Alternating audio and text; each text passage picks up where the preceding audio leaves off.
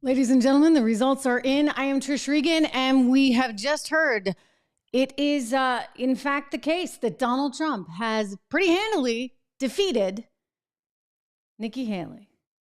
In the state of New Hampshire, polls just closed. So this is an early one. You know, he was going into this evening with a lot of momentum, the wind at his back, so to speak. And indeed, as we look at these numbers that have just come in, you have the Associated Press as well as others calling it right now. He is the projected winner of New Hampshire. And apparently it is by such a long shot, that in fact, there is some doubt now being put into place about Nikki Haley's path going forward. In other words, how can she pull this one off, given what just happened in Iowa, given what just happened tonight in New Hampshire, given what is expected to happen, ladies and gentlemen, in South Carolina, her own home state, where she is not looking as though she is going to have a lot of momentum in the polls. So again, this just coming into us right now. It is 8:06 p.m.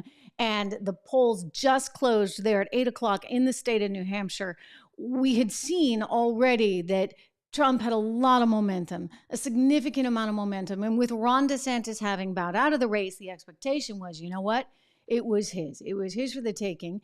Nikki Haley putting up a good fight, so to speak. But, it's reality. It's reality. And as we look at these numbers, as they're tallied up, you're seeing that he's got pretty much an overwhelming victory there.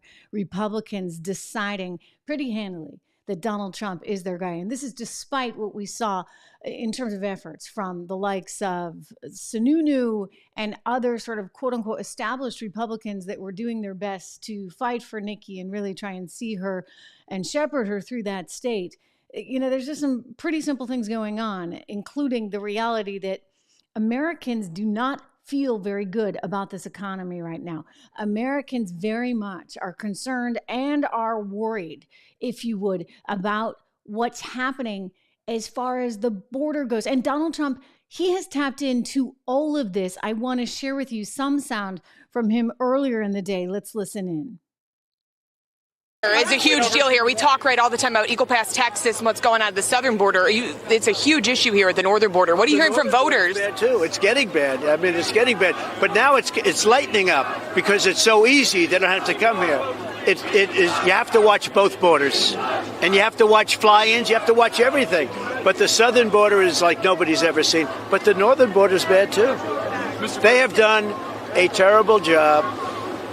This is one of the worst things. I believe it's one of the worst tragedies ever to befall our country. I really do. I think it's one of the great tragedies in the history of our country, what they've done. Either they're very stupid, which I don't believe they are, or they hate our country. It's very simple. It can be nothing else. They're very stupid or they hate our country to allow. A lot of people that feel this way right now. In other words, this is most likely going to be the number one issue as we go into 2024 and this election. And it is very clear that the left has continually ignored this. He has touched on this, and he's asking a very poignant question, which is, ladies and gentlemen, what is it? What is it? Is it either that they're unbelievably stupid, which, hey, you know, who can argue with that? I think there's a bit of that going on, or they really hate our country. In other words, is this deliberate? There may be some political maneuvers, for example, as we hear from the likes of Kamala Harris saying that we need to find a pathway to citizenship. I'm sorry, it's not going to happen. We cannot do it. At some point, push comes to shove, and America has reached that breaking point. He's realized it. He made the point there, Londonderry, New Hampshire. This is at 1:30 this afternoon. We thank our friends over at Fox for this one. This is interesting. He's making the point that everyone, no matter if you're on the southern border, if you're on the northern border, it doesn't matter. All the borders effectively, and this matters in New Hampshire because they border Canada, are at risk. And he's never seen anything quite like it. Big, and inflation it's all big. But this, I think the border issue now is the biggest. We had the greatest border, the safest border.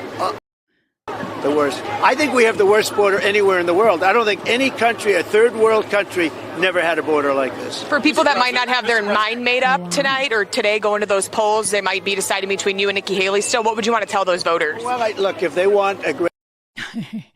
All right, I'm still here with you guys. I'm still here with you. This is just a technical thing. You know, hey, we're figuring it out here as we go. I think we got it. There we go. Am I here? Am I back? Voila. See, told you. Anyway, it's pretty interesting stuff. We're waiting right now to hear from Donald Trump himself. We can take a quick look. Let me show you here live campaign headquarters over on AP. We're going to thank AP as I go to them right here. Let me see if I can show you this. Take a peek. No, definitely not. And not that either. See, this is what I get for, but hey, it's authentic. And we are live. Anyway, AP expected there to cover momentarily Donald Trump's speech, and we will try to bring that to you. In other words, really amazing stuff. Now, President Joe Biden did manage to win the primary, the Democrat primary, as the writing candidate, probably because nobody knows who Dean Phillips is. You know, Joe Biden totally blew off New Hampshire. This was a little bit weird, I got to tell you. Bizarre. He blew off New Hampshire in favor of South Carolina. I'll tell you, the Granite Staters don't take kindly to that because, well, we are first in the nation, and it's actually in the state constitution that we be first in the nation. So Joe Biden really didn't win a lot of friends over by blowing off New Hampshire entirely. As for Nikki Haley, you know, this was an interesting statistic. I saw this just the other day, and I want to bring this to you. We talked about it on the show. By the way, if you haven't subscribed, do me that favor. Do you like my cup, by the way? Live free or die, state motto there in New Hampshire. We talked about this the other day because it was very interesting to me that Nikki Haley was seeing tremendous success amongst women. Forgive me, Donald Trump seeing tremendous success amongst women in New Hampshire. In other words, Nikki, who you would think, okay, maybe women don't like Trump. I've never really understood that, but you know, maybe I'm not like most women. I happen to think that a lot of women care about things like inflation and security and the border, etc. But a lot of statistics and polling had showed he was really struggling with women. And guess what? In the state of New Hampshire, not the case. In fact, what we saw as soon as Ron DeSantis was out, women flocked big time to Donald Trump. So there was a lot of momentum there, and Nikki Haley was not picking up those votes. For whatever reason. I mean, I think there's a lot of reasons. I think primarily the fear with Nikki Haley is that she was or is part of the establishment. And no one wants the establishment right now. I mean, we talk about authenticity and the importance of authenticity. That stuff matters. And Donald Trump certainly has that in spades. They're trying to characterize it differently. I saw one of the Sununu's on Fox today saying, oh, you know, when he doesn't have the teleprompter, he goes off the rails. And I'm like, are you kidding me? That's like the best part. When he doesn't have the teleprompter, I think he would tell you the same thing. He doesn't like the teleprompter. Why would he? By the way, who likes a teleprompter? I mean, how great is it? I'm here with you right now, no teleprompter. Reminder to subscribe, please. It's really important. Hit the bell. It is critical because you know what? We got a lot going on. We're going into 2024, and this is a big, big deal. We have the winner. It has been announced. Associated Press reporting that Nikki Haley has lost New Hampshire. Donald Trump handily making the win. The polls just closed, so this information just coming out. It's not always the case that they're able to call it just like this, but this was so definitive.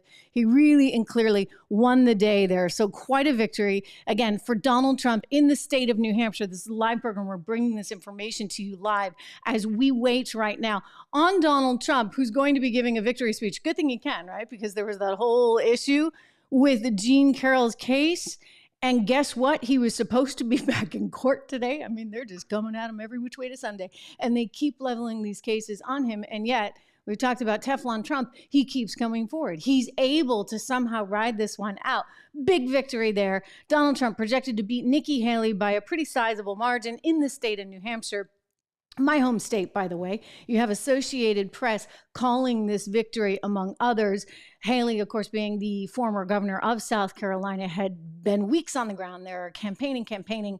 She had an interesting style campaign because she was supposed to be the antithesis, if you would, of Trump, the opposite of Donald Trump. And yet, that's not really what flew at the end of the day. I mean, I do think that people care about so many of these basic issues that he cares about. And the more the left goes after him, the more they attack him, the more they put him back in court, the more everyday folks, especially those live free or die folks in my home state, you know what they're saying to themselves? Wait a second, this could happen to me. This could happen to me just as easily, ladies and gentlemen, as it could happen to Donald Trump or anyone else. And so there's a feeling of we need to be with that underdog. And so again, we're waiting on Donald Trump. I'm going to be back with you. I actually have to do a little hit over on with our friends over at Newsmax, so you can watch me there momentarily. But I do want to be with you as we see excerpts from this speech, as we continue to find out more and more here about what drove this. I can tell you, it's pretty simple. It's so simple. It's that people relate to him and they respect him and they feel that he is out there fighting for them. And they want a champion for them. We'll continue our coverage here on the Trish Regan channel. I'll be back with you momentarily. Don't go anywhere. See you soon.